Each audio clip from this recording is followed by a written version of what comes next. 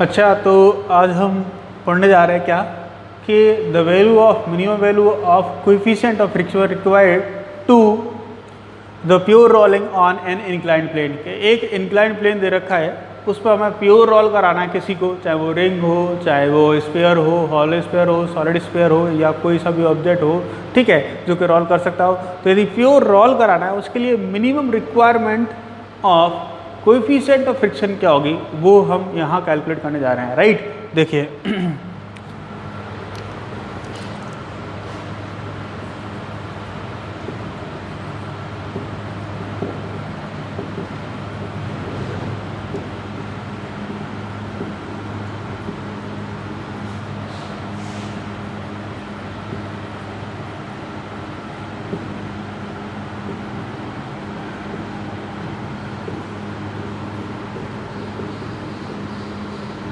Pure role,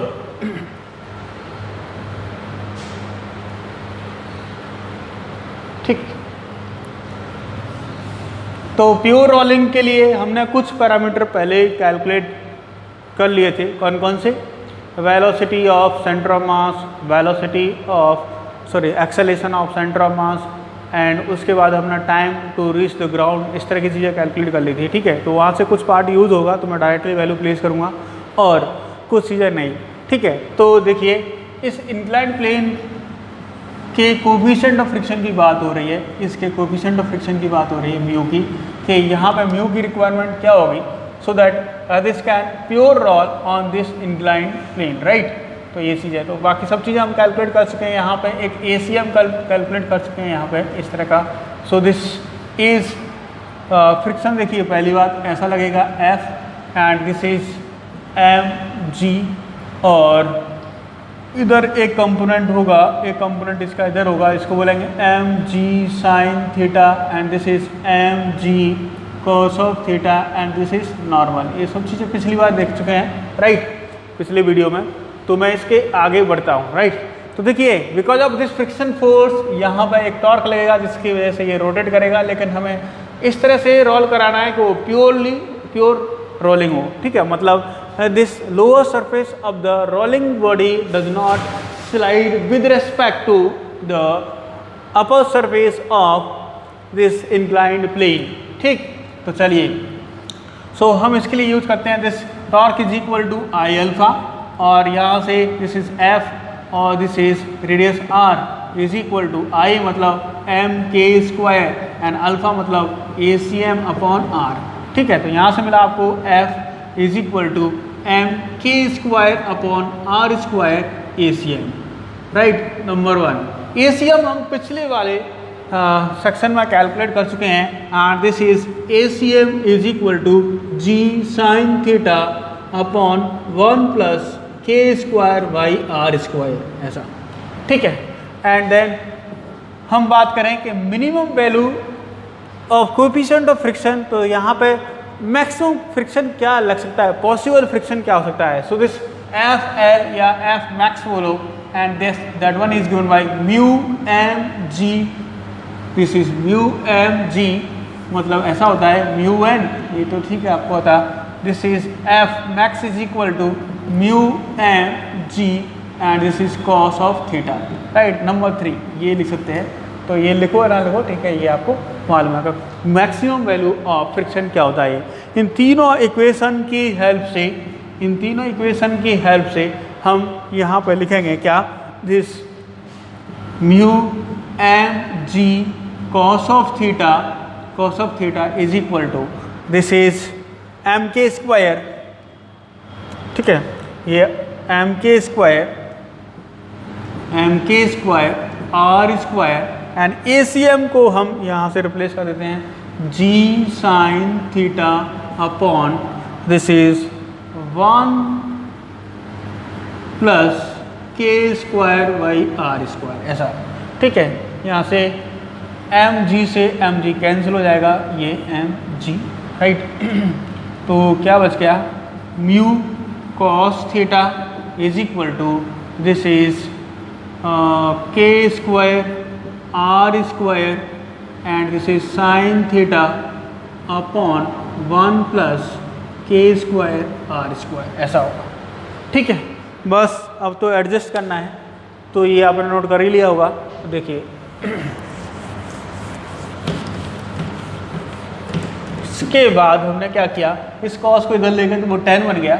ठीक है, और ये जो पैरामीटर इधर आएगी मल्टीप्लाइजेशन में, तो ये डिवीजन में चली जाएगी। ठीक है, तो आप लिख सकते हैं यहाँ पे क्या, this is mu 1 plus K square by R square and this is K square by R square tan theta.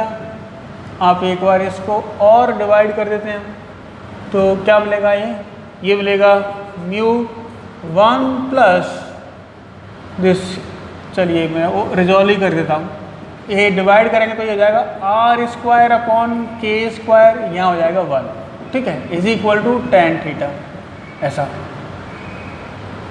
ठीक है, तो ये हो गया। अब इस चीज़ को चाहो तो आप म्यू हमें चाहिए तो mu is equal to tan theta upon this is 1 plus R square by K square, right, ये आ गया। थीटा आपको गिवन होगा, म्यू की वैल्यू आ गई। अब देखिए डिफरेंट ऑब्जेक्ट के लिए this R square by K square different होगा। अब मैं पिछले वाले लेक्चर में डिस्कस कर चुका था कि के स्क्वायर अपॉन आर स्क्वायर हम कैसे बिना कैलकुलेट किए लिख सकते हैं, राइट, आपको ये बताया था। तो उसका इन्वर्ट करेंगे तो आपको R square upon K square मिल जाएगा। ठीक है, हम जानते हैं फॉर रिंग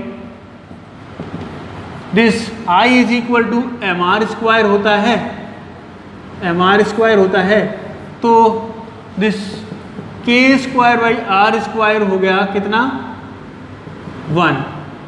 ठीक है, एंड इसका इन्वर्टेड मतलब are square upon K square भी 1 होगा। सिमिलरली डिस्क की बात करें तो मैं डायरेक्ट लिख दूं, डिस्क के लिए के स्क्वायर बाई आर स्क्वायर कितना होता है, 1/2।